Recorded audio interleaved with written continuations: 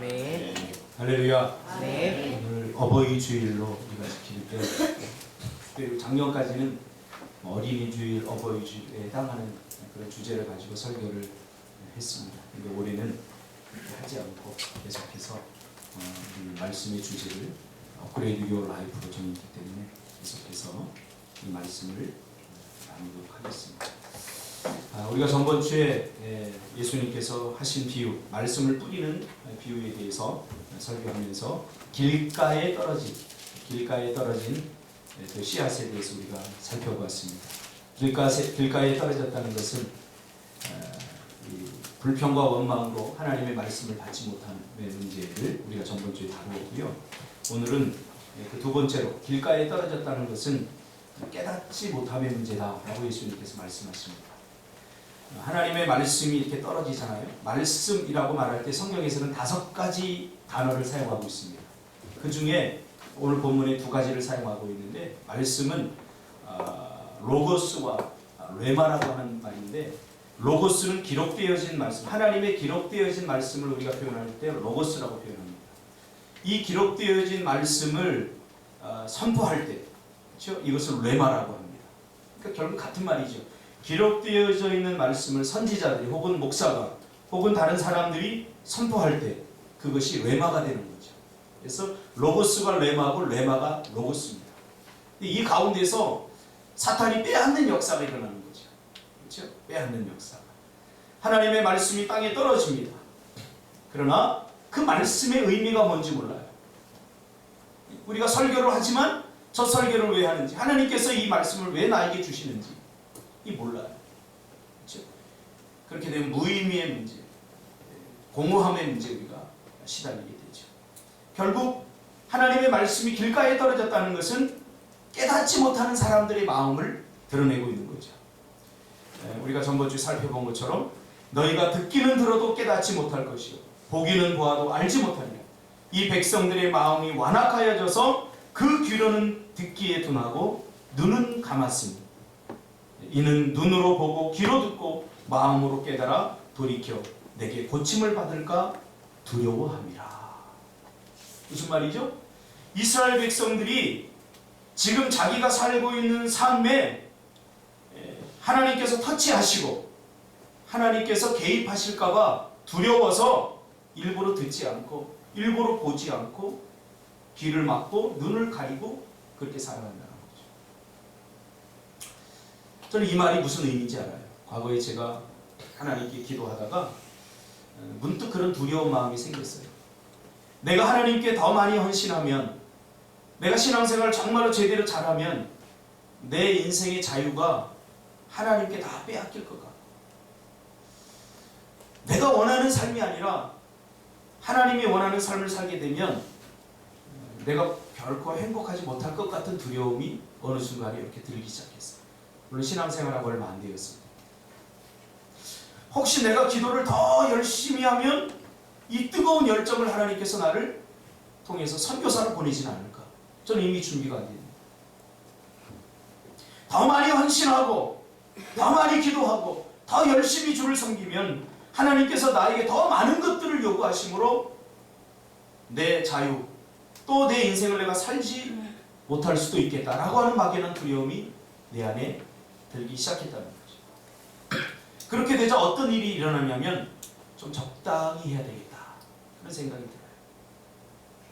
그래서 하나님의 말씀이 강하게 찔림을, 하나님의 말씀이 선포되면 처음에 은혜 받고 막 이럴 때는 맞습니다. 하나님 내가 주를 위해서 죽겠습니다 그랬는데 이제 그런 것들이 살살 부담이 되더라는 거죠. 그래서 말씀도 적당히 듣고 이거는 목사님들이나 듣는 말이고 이거는 나보다 믿음이 더 좋은 사람들이나 듣는 말이야 그러면서 스쳐듣게 되는 거죠. 들어도 묵상하지 않고 적당히 듣게 되는 거죠. 근데 은혜 받고 교회 열심히 청소했어요.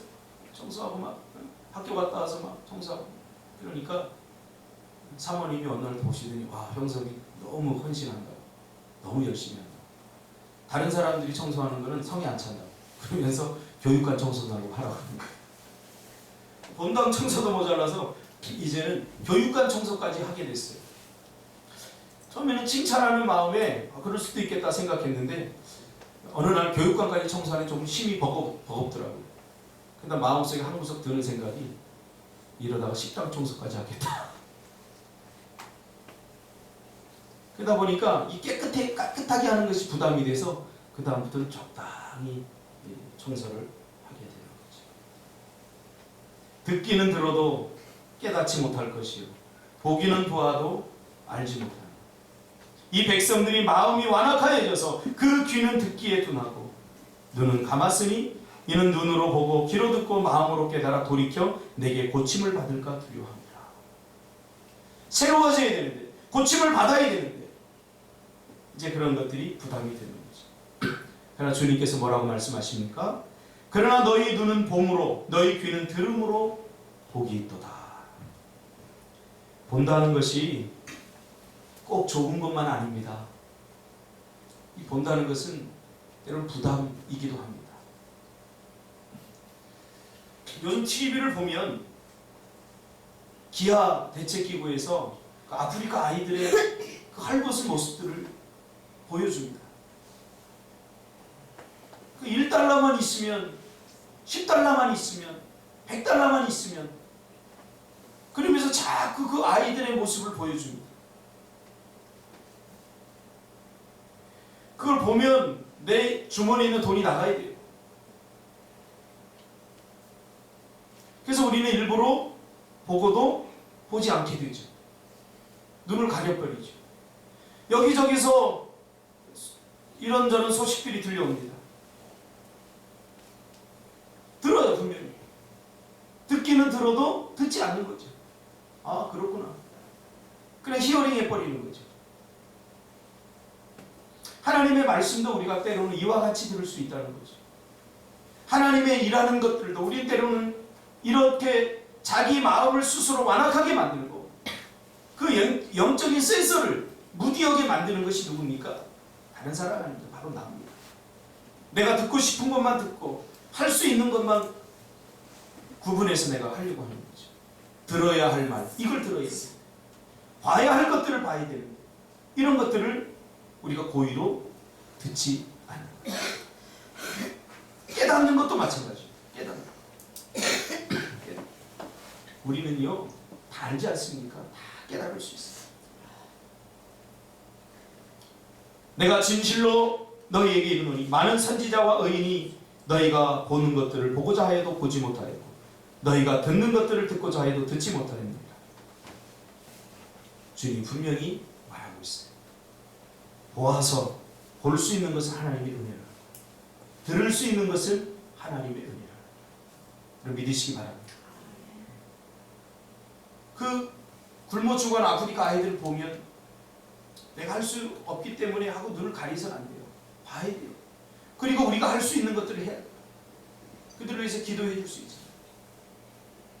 그제 문자가 한 통이 왔는데 카톡으로 왔는데 우리 이영희 선교사님 부부가 댕기열에 걸려서 지금 고통당하고 있다.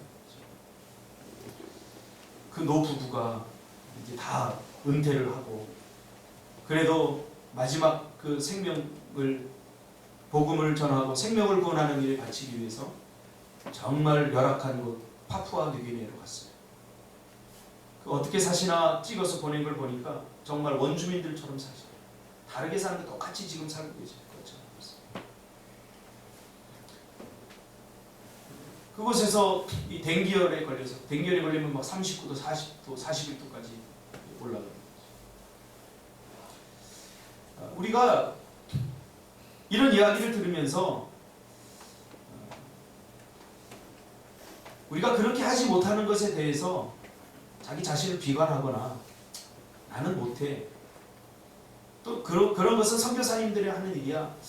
좀 이렇게 취급하지 않았으면 좋겠어요. 선교는 누구나 할 수 있는 일이고 그들이 했다면 우리도 할 수 있는 일입니다. 근데 오늘 우리는 마음이 완악해서 이것은 어떤 특별한 사람들이 해야 되는 일이라고 책임을 살짝 전가해버립니다. 깨달음의 문제죠. 깨달음의 문제. 우리가 살다가 고난당하는 것, 고난보다 더 큰 고통이 뭔지 아십니까? 그 고통의 이유를 깨닫지 못하는 것이 더 큰 고통입니다. 깨달으면 해결이 됩니다.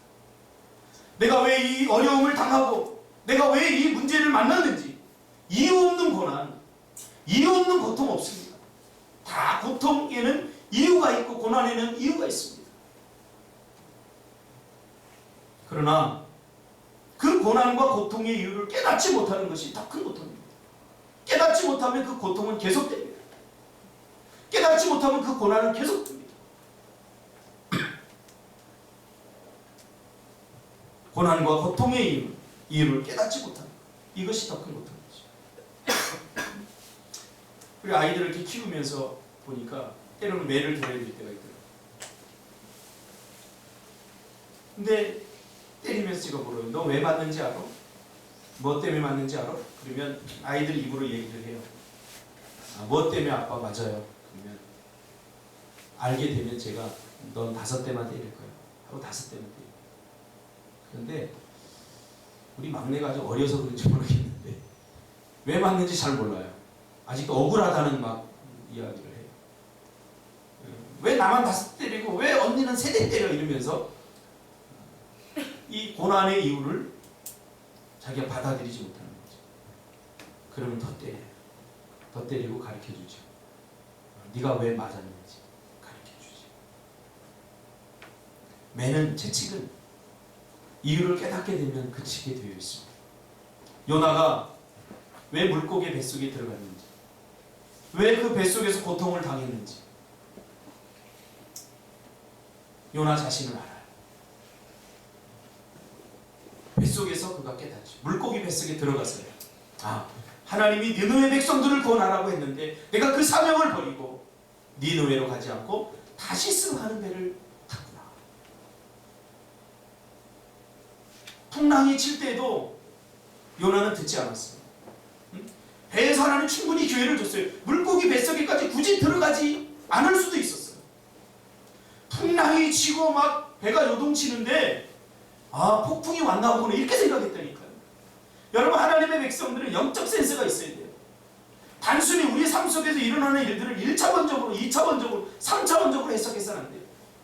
4차원적인 해석이 필요합니다. 이게 단순히 부부만의 문제인가? 이게 단순히 아이들만의 문제인가? 그렇지 않습니다. 그러니까 우리가 인간적으로, 세상적으로 이걸 자꾸 해결하려고 해요. 거기에 영적인 해석이 필요한 거죠. 요나가 풍랑이 치는 게 이거는 당연히 풍랑주의보가 내려서 풍랑을 치는 거야. 그렇게 했다면 요나는 거기서 끝입니다. 요나의 인생은 여기서 끝입니다. 그러나 거기서도 깨닫지 못하는 거예요. 생각해 보세요. 다른 신을 섬기는 사람들은 막 기도하면서 자기 신께 빕니다. 그러면 할 수 있는 일을 다 합니다. 배에 있는 물건들을 다 버리고 무릎 꿇고 기도하면서 신이시여 도와달라고 기도하는데 요나는 배 밑창 은밀한 곳에 숨어서, 왜 숨었겠어요? 보지 않겠다는 거예요. 듣지 않겠다는 거예요. 성경은 기록하고 있지 않지만 정말 그렇게 요동치는데 요나가 안 깨었을까요? 제가 배를 여러 번 타봐서 아는데 그 요동에 깨지 않을 사람 없어요. 다 깹니다. 그냥 듣지 않고 보지 않은 거죠. 그러자 결국은 고기 뱃속에 들어가는 거죠. 고기 뱃속에 들어가서 그것도 한참은 있다가 깨닫게 돼요. 내가 이렇게 고난당하는 것은 나 때문에 많은 배 안에 탔던 사람들이 고난당하고 내가 고난당하는 이유를 분명히 알지. 하나님의 사명을 저버렸기 때문이지. 그래서 그것을 깨닫고 그 고기 뱃속에서 요나가 회개의 노래를 부릅니다. 이것이 바로 요나의 찬양. 그렇지 않은 사람들은 자꾸 내 탓을 해요. 다른 사람 탓을 해요. 깨닫는 것이 얼마나 중요한지 몰라요. 깨달음, 그러면 우리가 불교를 깨달음의 종교라고 하잖아요. 불교. 그래서 고타마 붓다가 원래는 힌두교 배경에서 태어난 사람 아닙니까? 인도라고 하는 힌두교. 근데 그 힌두교 배경에서 태어난 이 고타마 붓다가 힌두교의 2가지 때문에 힌두교를 포기합니다. 첫째는 페다스라고 하는 힌두교 경전, 또 하나는 우리가 잘 아는 카스트 제도.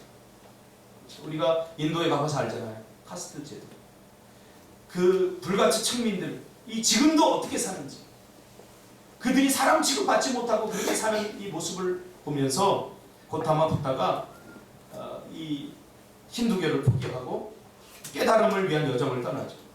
그래서 보리수 나무 아래서 깨달은 거죠. 4가지 진리와 8가지 길을 깨닫죠. 결국 우리 인생을 불행하게 만드는 것은 뭐냐? 우리 안에 있는 욕망이다. 그래서 욕망에서 벗어나는 완전 해탈의 길을 그가 깨닫게 되는 거죠. 욕망은 뭐냐면 내 안에 있는 욕망을 없애야 행복해진다. 불교에는 좀 깊어요. 한 가지를 깊게 생각해서 뭔가 자꾸 깨달아요. 그래서 여러분 불교 방송에서 이렇게 하는 걸 들어보면 굉장히 깊어요. 한 가지를 가지고 깊게 생각하기 때문에. 그래서 우리 그리스도인들이 거기에 혹할 수가 있어요. 그러나 불교에서 전제하지 않은 것이 있는데 그게 뭐냐면 우리 인간은 죄인이라는 사실이에요. 그거 깨달아서 어떻게 하겠다는. 내 욕망을 없앨 수 있나요? 내 안에 있는 욕망은 인간 스스로 절대 없앨 수 없습니다. 우리 안에 뭔가 욕망이 하나 팍 들어와 버리면 이걸 없애는 거 굉장히 쉽지 않습니다. 어쩌면 일평생 가고 죽을 때까지 가요. 저는 봤어요. 우리 주변에 있던 어떤 할아버지가 얼마나 구두쇠인지. 돈을 버는데 이 사람의 인생의 목적은 돈이에요. 돈을 벌어야 되겠다는 욕망이 있으니까 가족도 부모도 다 없어. 오직 이 사람의 삶은 돈이에요. 돈 벌어서 은행에다 집어넣는 재미. 그 재미를 참. 욕망을 없앨 수 있습니까? 절대 없앨 수 없어요. 욕망이 생기면 이게 없애는 거예요. 그래서 다 참선을 하죠. 우물 속에 깊이 들어가고 있어요. 욕망이 없어집니까? 없어지지 않습니다. 깨달음. 그래서 요나 입에서 찬양이 흘러나오죠. 성경은 깨닫지 못하는 자를 짐승에 비유하고 있습니다. 존귀에 처하나 깨닫지 못하는 자는 멸망하는 짐승과 같다. 인간의 욕망과 욕심에서 나오는 본능으로 영적이고 거룩한 하나님의 일들을 깨달을 수 없습니다. 3차원은 절대로 4차원을 이해할 수 없습니다. 그럼 우리가 어떻게 깨달을 수 있느냐? 이 깨달음입니다. 불교에서 깨달음은 자기 안에서 일어난다고 보는 거예요. 자기 안에서. 그래서 뭔가를 놓고 계속 생각하죠. 내 안에 뭐가 있으면 자꾸 그걸 없애려고 하죠. 공, 무, 이거 자꾸 없애요. 그래서 우리가 잘 아는 성철스가 쓴 그 무소유라고 하는 책에도 보면 그런 이야기가 나옵니다. 어느 날 누가 화분을 하나 줬대요. 아주 좋은 비싼 난인데 이 화분을 줬대요. 그러니까 이게 싼 화분이면 괜찮은데 비싼 화분에 비싼 난을 줬으니까 그 다음부터 욕심이 생기더라는 거예요. 야, 저거 죽이면 안 돼. 그러니까 여기다 물을 주고 어디 여행도 못 가는 거예요. 왜? 이 난에다 물을 줘야 되기 때문에. 햇볕이 나오면 밖에 내다 놓고 또 비가 오면 들여다 놓고 이거에 신경 쓰다 보니까 자기의 행복이 깨어지는 것 같아요. 자기의 자유를 이 난이 빼앗아가는 것 같더라고요. 그래서 어느 날 옛다 모르겠다 하고 이 비싼 화분과 비싼 난을 다른 사람이 줘버렸다는 거예요. 줘버리니까 얼마나 행복한지 모르는. 이게 성철스가 주장하는 법정스가 주장하는 무예요. 무소유. 그래서 무소유해야 된다. 얼마나 이기적인 것입니까? 그럼 이거 받은 사람은 어떡하라고? 자기의 고통을 다른 사람이 준 거 아닙니까? 이거 나에게 안 준 걸 다행으로 알아야지. 저도 저번 주 일주일 동안 제주도 갔다 왔는데 딱 드는 생각이 우리 예린이가 저 화분에 물 줄리는 만무하고 저 화분들 죽으면 어떡하지? 그 생각이 들어요.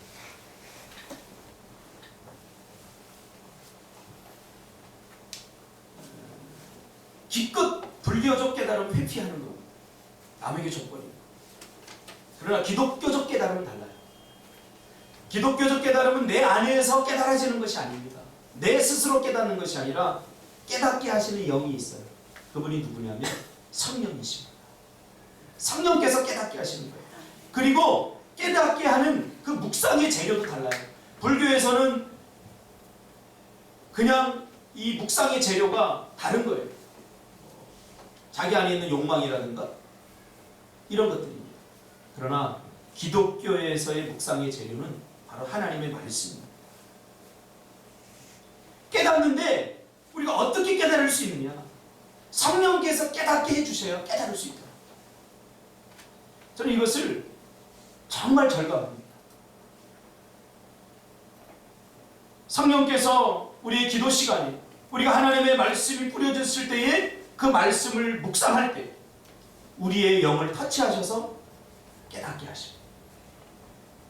오늘도 새벽에 제가 말씀을 이렇게 준비하면서 그 리브가의 사건에 대해서 하나님의 말씀을 읽으면서 하나님이 큰 깨달음을 성령을 통해 주셨어요. 그러니까 묵상할 때 하나님의 말씀을 묵상할 때 우리의 묵상의 재료는 이 하나님의 말씀입니다. 근데 이게 말씀을 읽어도 이게 무슨 말씀인지 잘 몰라요. 깨닫지 못하니까. 그것을 깨닫게 하시는 분이 바로 성령이라는 사실이에요. 오늘도 제가 새벽 설교를 이렇게 준비하면서 그동안 이렇게 그냥 흘려 지냈던 리브가의 그 사건 아닙니까? 이삭이 나이가 들어서 장가를 가야 되는데 그 종을 통해서 아브라함이 아내를 찾으라고 이렇게 하죠. 그래서 낙타 10피를 주면서 먼 길을 보냅니다. 갈 바를 알지 못하고 떠났던 거예요. 아내가 준비되어 있지 않은 거예요. 아브라함이 하나님께서 내 본토 친척 아비집을 떠나라 했을 때처럼 똑같이 이 종도 그렇게 떠난 거예요. 그러나 기도하죠. 어떻게 기도합니까? 나에게 물을 대접하는 그 첫 여인, 혹은 내 낙타에게까지 물을 대접하는 그 여인이 하나님께서 이삭에게 주신 아내감이라고 제가 생각하고 있습니다. 그리고 기도를 하죠. 여러분, 사막의 길이 녹록지 않습니다. 풀 한 폭이 없습니다. 거기를 낙타와 며칠 길을 갔다고 생각해 보십시오. 목마르지 않겠습니까? 근데 우물이 보여요. 마침 거기에 리브가 여인 하나가 물을 깃고 있어. 그래서 나에게 물을 좀 달라 하니까 물을 줍니다. 근데 시키지도 않았는데 그 낙타에게까지 물을 떠줍니다. 낙타가 보통 50리터의 물을 한 번에 마시는데 이 먼 장기적으로 길을 걸었기 때문에 보통 한 100리터 정도를 마신다고 합니다. 그럼 10마리이기 때문에 물을 1톤이나 마십니다. 여러분, 1톤을 한번 그 길어다가 낙타에게 먹인다고 생각해 보세요. 자기 일도 아니고 그냥 지나가는 나그네예요. 한 번 스치고 말 사람이에요. 그 사람에게 지나친 친절 아닙니까? 지나친 호의 아닙니까? 그러나 리브가는 불평 원망 한마디 없이 나그네를 물을 먹이고, 그리고 그 열 필의 낙타에게 물을 하루 종일 떠다 먹이는 것을 보고 하나님께서는 그 여인을 택하는 것을 보게 되는 거죠. 이 말씀을 보면서 성령께서 저에게 그런 터치를 하셔요. 그런 깨달음을 주셔요.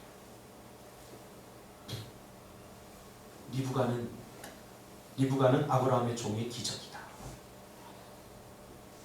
그렇죠? 내가 너를 이 땅에 보낸 이유가 뭔지 아냐? 또 그런 질문을 나한테 다 하나님 성령 통해 하신다. 성령님께 물어봤죠. 뭔데요? 잘 모르겠습니다. 그래서 말씀을 깊이 묵상하는데 바로 리브가처럼 잘 나와. 우리는 하나님께 기적을 달라고 하면서 자기 기적을 자기가 만들려고 애를 쓰면서도 하나님은 내가 누군가의 기적이라는 사실을 우리는 깨닫지 못합니다. 한 사람이 고난당하고 어려움을 당한 사람에게 온전히 헌신하고 그를 위해서 희생하면 그 사람 인생에 기적이 일어난다는 사실이죠. 그래서 우리는 누군가의 기적이라고 해요. 자꾸 다른 사람이 나에게 기적이 되어달라고 요청하지 말고 내가 누군가의 기적으로 하나님 부르셨다는 사실을 우리는 깨달아야 돼요. 그 기적은 어떻게 일어납니까? 내가 그를 위해서 자발적으로 희생하고 내가 그의 고난에 자발적으로 동참합니다. 그럴 때 기적이 일어납니다. 사도행전 8장 26절에 보면 구수 내시가 하나님의 말씀을 깨닫는 장면이 나옵니다. 구수는 오늘날 이디오피아입니다. 3000년 전에 이미 솔로몬을 통해서 하나님이 에디오피아에 이렇게 알려지죠. 성경에 보면 스바 여왕이 나오는데 이 스바 여왕이 에디오피아 여왕입니다. 스바 여왕이 솔로몬을 방문하면서 이제 하나님을 이제 알게 될 거죠. 26절에 보면 그중 구수 내시가 하나님의 말씀을 읽습니다. 그때 하나님께서 주의 사자인 빌립에게 나타나서 성령이죠. 성령께서 남쪽으로 향해라. 그렇게 터치를 하십니다. 지금 빌립은 복음에 대한 열정으로 복음을 전하기 위해서 사람들을 찾아다니는 거예요. 사람이 많이 모이는 곳에 복음을 전해야 되잖아요. 사람이 없는 곳에 무슨 복음을 전합니까? 그래서 예루살렘으로 가서는 안 되고 예루살렘 쪽이 아니라 그 반대쪽으로 가야 되는데 빌립에게 남쪽으로 향하여 예루살렘의 가사로 가라. 근데 성경 지도를 보니까 그것이 광야예요. 광야. 복음을 전하려면 사람들이 많은 곳으로 가야 되잖아요. 근데 성령께서 광야로 가라. 이렇게 말합니다. 빌립이 성령의 그 터치하심에 순종하고 광야로 가게 되죠. 그곳에서 구수 내시를 만납니다. 구수 내시를 만나서 구수 내시가 성경을 열심히 읽고 있는데 이사야서를 읽고 있는데 빌립이 묻습니다. 그것을 네가 읽는데 그게 무슨 말인지 네가 깨달을 수 있겠느냐? 라고 묻자 31절에 대답하되 지도해 주는 사람이 없이 어찌 깨달을 수 있느냐 하고 깨닫지 못하겠다고 이렇게 합니다. 그때 성령께서 빌립의 마음을 감동해서 깨달을 수 있게 해주십니다. 그러니까 성령은 깨닫게 해주시는 거예요. 우리가 성경을 읽을 때 또 설교를 들어도 좀 지루해요. 이게 무슨 말인지도 모르겠고. 왜 그러냐면 성령의 터치가 없기 때문에. 이게 단순히 글이 아니라 이 안에 하나님의 영이 담겨져 있는 말씀입니다. 인스피레이션, 하나님의 영. 우리가 누군가의 편지를 읽을 때 그 사람의 마음을 우리가 읽을 수 있죠. 그렇죠? 사랑해. 그러면 그 사람의 인격과 그 사람의 그 모든 것, 진심이 느껴지죠. 그렇듯이 우리가 성경을 읽을 때 단순히 글이 아니라 이 글을 쓴 자의 인스피레이션, 영을 우리가 느낄 수 있는 거예요. 성경도 마찬가지입니다. 단순히 로고스가 아니에요. 글자가 아니에요. 그래서 하나님의 말씀을 들을 때 살아나는 역사가 일어나고 희망이 없는 자들이 희망을 얻게 되고 그런 기적들이 일어나는 거예요. 근데 그것을 깨닫게 해주는 분이 누구냐? 성령이라는 사실이죠. 그러므로 말씀이 내 삶에서 역사하지 못하도록 하는 사단의 깨닫지 못하게 함으로부터 하나님의 말씀을 자꾸 가꾸고 지켜야 됩니다. 하나님의 말씀에 대해서 하나님의 터치를 받으려면 가장 중요한 게 뭐냐면 묵상의 세계로 들어가야 돼요. 그래서 여호수아 1장 8절 우리 다 같이 한번 읽어볼까요?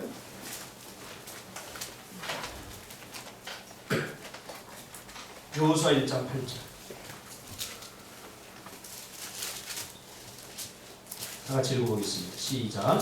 이 율법책을 내 입에서 떠나지 말게 하며 주야로 그것을 묵상하여 그 안에 기록된 대로 다 지켜 행하라. 그리하면 내 일이 평탄하게 될 것이며 네가 평탄하리라. 묵상이라고 하는 것은 하나님의 말씀을 마음에 담고 오래 담고 그것을 계속해서 생각하고 기억하고 반복적으로 계속 그 말씀을 생각하는. 마치 묵상 그러면 우리가 쉽게 떠오를 수 있는 게 뭐냐면 소를 생각하는 거죠. 어릴 적에 시골에 사는 사람들은 소가 뭔가를 이렇게 잔뜩 뜯어먹고 얘네들 씹지 않는 것을 볼 수 있을 거예요. 소는 씹지 않아요. 그냥 긴 혀로다가 여물을 주면 긴 혀로다가 쑥 핥아가지고 한번 하고서 그냥 꿀꺽 넘기고 또 혀로다가 쑥 해서 한번 하고 넘기고 그게 굉장히 신기했어요. 쟤네들은 씹지도 않나 봐. 더럽게 배고픈가 봐. 이렇게 생각했죠. 그런데 엄청 먹어요. 그 영혼을 다 먹고 나서는 햇빛이 쨍쨍 나는 양지바른 곳에 딱 앉아가지고 또 뭔가를 막 지르든지 그때야 씹는 거야. 막 씹어. 뭐냐면 소는 위가 두 개라 일단은 다 받아들이고 그 다음에 이 안에서 다시 꺼내가지고 다시 잘근잘근 씹어서 다시 소화시키는 거죠. 묵상이라는 것은 바로 이런 거예요. 하나님의 말씀이 이렇게 떨어질 때에 일단 우리가 내가 이것은 듣고 싶고 듣고 싶지 않던 듣고 싶던 이 말씀을 다 수용하는 것이 중요해요. 다 받는 것이 중요해요. 수용. 소처럼 일단 다 받아야 돼요. 수용. 그래놓고는 어떻게 됩니까? 우리의 삶 속으로 가져가서 그 말씀을 계속해서 반복적으로 씹어요. 어떤 사람은요, 이 말씀을 수용하지 못하는 사람, 예를 들면 제가 한번 해볼까요? 수용하는 11조 해야 됩니다. 그러는 사람은 11조 못하는 사람들은 나는 아직 11조 할 만한 수준이 안 돼. 그리고 수용하지 못하는 거예요. 그렇죠? 그러니까 내가 할 수 있는 것과 없는 것을 내가 다 결정하는 거죠. 하나님의 말씀이 길가에 떨어졌을 때 이미 내가 마음의 밭이 그 부분에 대해서 완고해지면 사단에 싹 집어가는 거죠. 내가 선교사로 가야 된다는 하나님이 땅끝까지 내가 주님 가겠습니다 라고 여러분 입술로 말하지만 정작 그것이 내 문제가 돼서 당신 선교사로 가야 됩니다 라고 말하면 이것은 내 마음이 완고해져 길가가 되는 거죠. 바로 지금 이런 이야기를 하고 있는 거죠.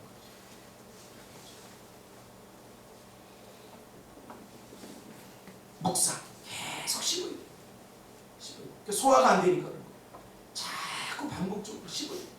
자꾸 씹어요. 우리 삶으로 가져가서 왜 안 될까를 고민하지 말고 묵상을 해야 됩니다. 묵상은 계속 하나님의 말씀을 반복적으로 씹어서 소화시키는 거예요. 계속 씹다 보면 무슨 일이 일어납니까? 더 이상 씹을 수 없게 되죠. 그때 내가 내 위로다가 넘기죠. 그래서 소화된 이것만 내 에너지가 될 수 있는 거죠. 그러니까 하나님의 말씀도 에너지입니다. 하나님의 말씀을 들으면 왜 힘이 되지 못하고 하나님의 말씀을 들으면 오히려 더 다운될 수도 있어요. 18세기 부흥의 시대를 보면 이 안에 설교자들 강단에 방탄유리도가 이렇게 했었어요. 제가 부흥의 역사를 공부하면서 18세기 영국이나 웨일즈 부흥 같은 걸 보면 여기다 방탄을 이렇게 했어요. 왜 그러냐 그러니까 설교자가 하나님의 말씀을 강력하게 전하니까 죄 짓는 사람들 죄 지면 안 된다고 하니까 마치 거기 있는 사람들이 자기의 죄를 지적하는 그것이 이 설교자가 너무나 강력하기 때문에 설교자를 향해서 총을 쐈다. 총을. 이시대는 총을 갖고 다녔어요. 총을 쏴. 빈번했다는 여기 방탄유리에 막 총자국이 막 나있다. 이것이 우리 죄인입니다. 여러분, 제가 여러분의 죄를 지적하면 여러분 가만히 있을 것 같아요. 뭐라고 그러면 너나 잘해라고 그러죠. 이게 총수는 나 안 듣겠어. 너나 좀 잘해라. 이게 총수는 이게 강력합니다. 왜 그런 현상이 일어납니까? 길가에 떨어지니까 이거 깨닫지 못하니까 받아들이지 못하니까 수용이 안 되니까 수용. 어떻게 됩니까? 일단 수용해야 돼. 호세아서에 보면 너희 묵은 땅을 기경하라. 묵은 땅. 더 이상 곡식을 심을 수 없는 묵은 땅.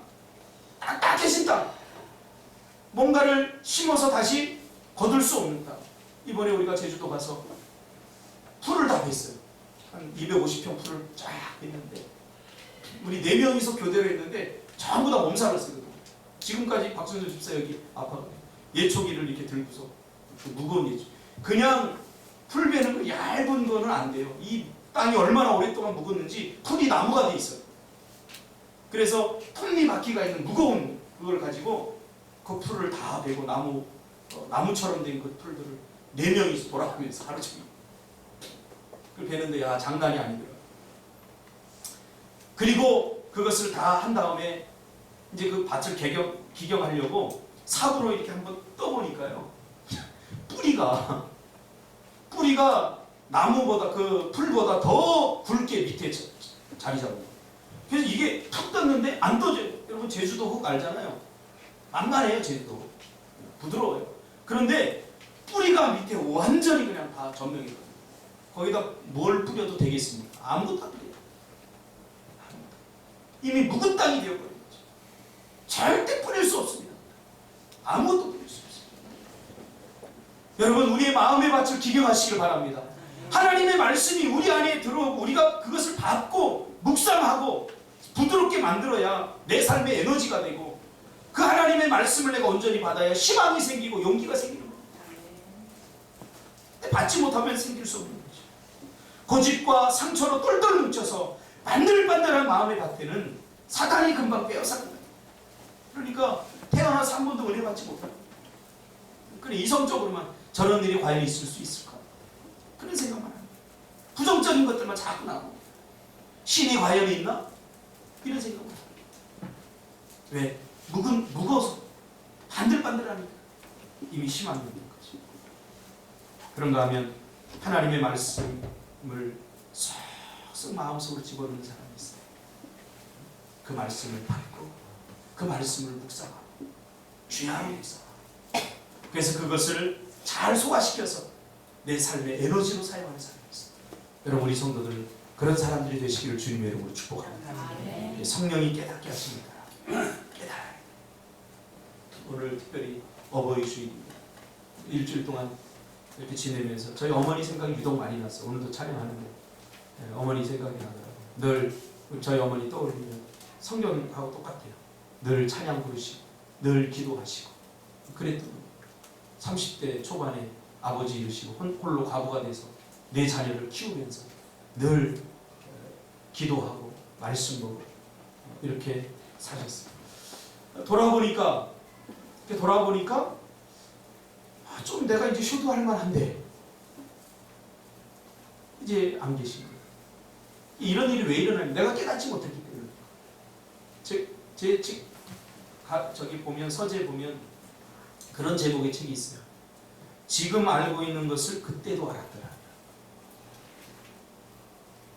깨닫지 못하면 효도도 못하는 거예요. 부모님이 항상 계실 줄 아세요? 여러분 곁에? 절대 그렇지 않아요. 저는 이미 고아가 됐어요. 저희 부모님 안 계셔요. 이 깨닫는 문제, 여러분 안에서 불교식으로 뭔가를 깨닫는 것은 의미가 없어요.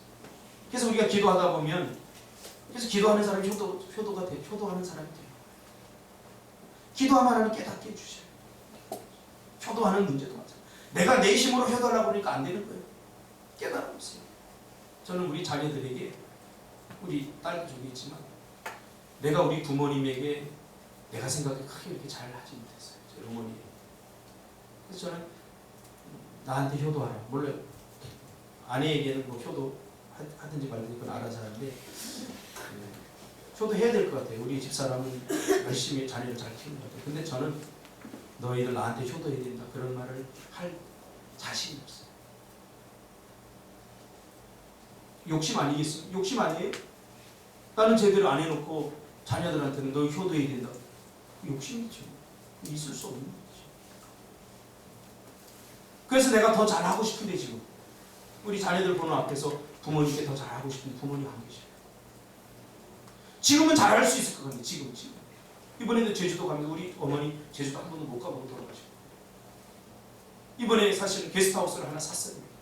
좋은 게스트하우스 구입하고 제일 먼저 드는 생각이 제 어머니 생각이 맞아요. 그때는 깨닫지 못해요. 그러나 지금 환경이 좋아졌다고 내가 효도할 수 있느냐? 또 아니라고 생각해요. 막상 살아계시면. 그러니까 지금 해야 되는 거지. 지금 여러분들이 뭐 이런 형편 저런 형편 다 따져가면서, 제가 굳이 어버이 주일을 맞아서 어버이 설교를 안 하는 이유가 있어요. 어버이 찬양 부르면서 눈물 몇 방울 흘리고 감동하고 어머니한테 부모님한테 잘해야 되겠구나, 그걸로 끝이에요. 그게 무슨 의미가 있어요? 어버이 줄 지키는. 그래서 여러분에게 부탁합니다. 결단하세요. 지금부터. 나중은 사탄의 시간이에요. 하나님의 시간이 아니에요. 나중을 이야기하지 마시고 지금 여기서 살아요. 지금 우리 서로는 하나님이 주신 기적들이에요. 그 기적을 나를 위해서만 쓰려고 하니까 기적이 일어나지 나는 게 아니에요. 오늘 리브가가 난생 처음 보는 한 남자를 위해서 자기의 모든 것을 자발적으로 헌신하잖아요. 그 종은 기적을 맛본 거죠. 여러분이 누군가에게 자발적으로 아무 대가 없이 하나님의 사랑을 품고 그를 위해서 희생하고 헌신해 준다면 그 사람의 인생에 기적이 일어납니다. 그것으로 그칠까요? 절대 그치지 않는다고 생각합니다. 여러분은 부모님들이 기적이 되시기를 바랍니다. 이미 기적입니다. 기적의 삶을 사시고 여러분들은 가족의 기적입니다. 기적을 내가 누리려고 하지 말고 기적을 베푸는 인생들 되시기를 주님의 이름으로 축복합니다. 기도하겠습니다. 주님 고맙습니다.